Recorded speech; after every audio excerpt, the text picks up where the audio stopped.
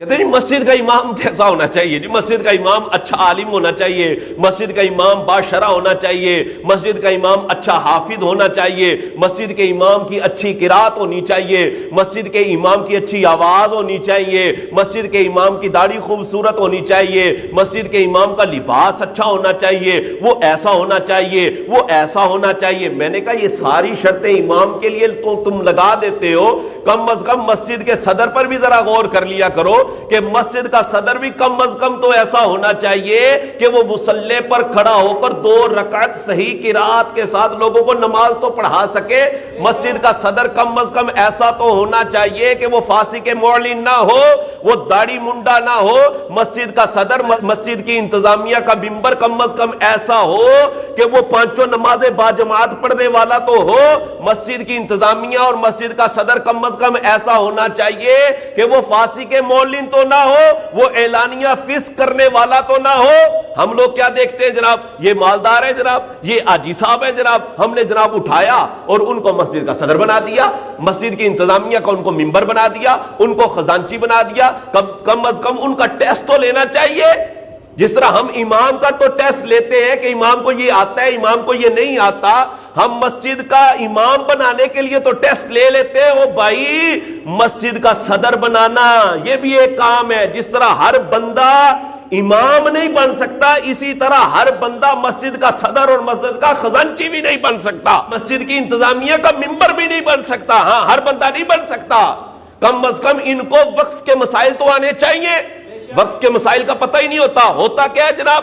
مسجد کی چیزیں اپنی ذاتی استعمال میں لائے جا رہے ہیں۔ مسجد کا چندہ جناب کوئی قرض دے دیتا ہے، صدر صاحب جناب فلاں بندے کو قرض دے دیا جی، انہوں لوڑ سی میں انہوں دے چھڑے جناب۔ اب کیا کرتے ہیں جناب؟ مسجد کی چیزیں ہوتی ہیں، مسجد کا کولر ہے، مسجد کے پنکھے ہیں، وہ جناب فلاں کی فوتگی ہو گئی تھی تو ان کو دے دیا، چلو جی استعمال کر لو۔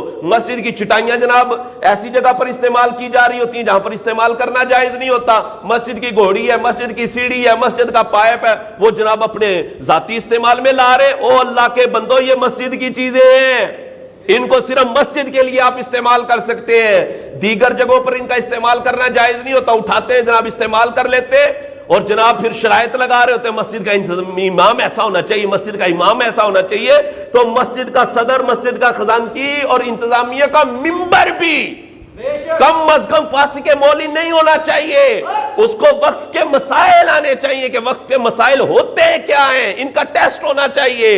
اور وہ ہمارے جناب ایک امام صاحب تھے، وہ امام صاحب جناب امامت کا ٹیسٹ دے رہے تھے، انٹرویو دے رہے تھے، اور سامنے بیٹھے لوگ انٹرویو لے رہے تھے جناب کہ ہم نے مسجد کا امام رکھنا ہے۔ وہ انٹرویو دے رہے تھے تو انتظامیہ والے کہنے لگے جی آپ قیامت کی نشانیاں بتا دیں، قیامت کی نشانیاں کیا ہیں؟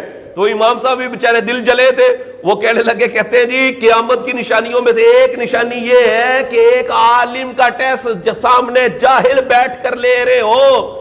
یہ بھی قیامت کی ایک نشانی ہے کہ عالم کا ٹیسٹ جاہل لے رہا ہے، یہ بھی تو قیامت کی نشانی ہے۔ یہاں جناب امام کا ٹیسٹ کون لے رہا ہے؟ وہ جاہل انتظامیہ لے رہی ہوتی ہے۔ او اللہ کے بندو، ہر بندہ جو ہے وہ انتظامیہ نہیں بن سکتا، ہر بندہ مسجد کی انتظامیہ کا ممبر نہیں بن سکتا، ہر بندہ مسجد کا صدر نہیں بن سکتا۔